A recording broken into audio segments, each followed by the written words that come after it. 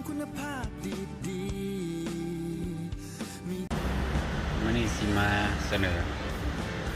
ซันตาเฟ่ปี 2013นี่เป็นรถนำเข้า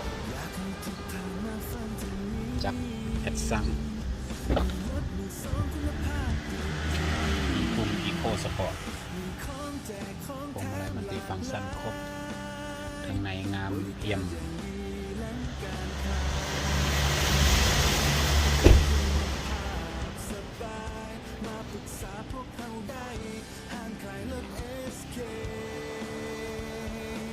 ก็เข้ามาใหม่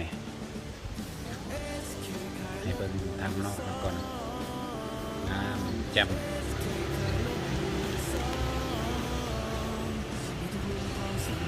จากแอดซังหาบนนั่งตัวนี้เป็นรถน้ำเขา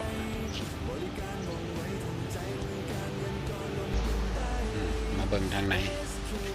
เบาะงามละเอียดเพดานงาม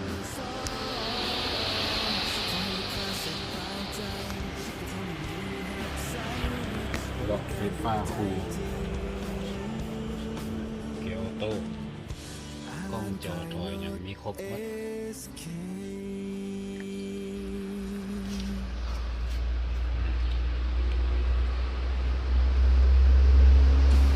ว่าแม็กเดิม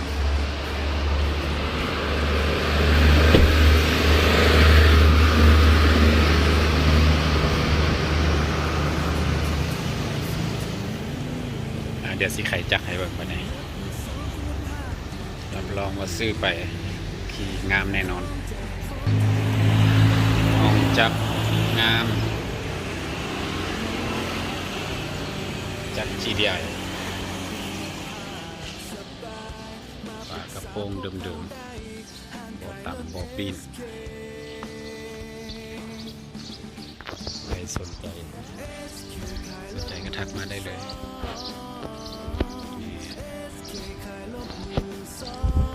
จับ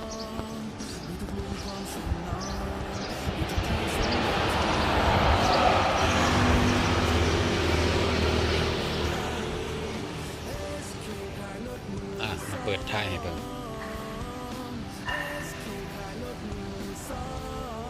สำหรับลูกค้าที่สนใจคันใดก็ติดต่อมาทางคอมเมนต์หรือติดต่อทางเพจเรามาได้เลยและก็สุดท้ายฝากกดไลค์กด Subscribe ให้ได้เพื่อบ่พลาดคลิปต่อไปขอบใจ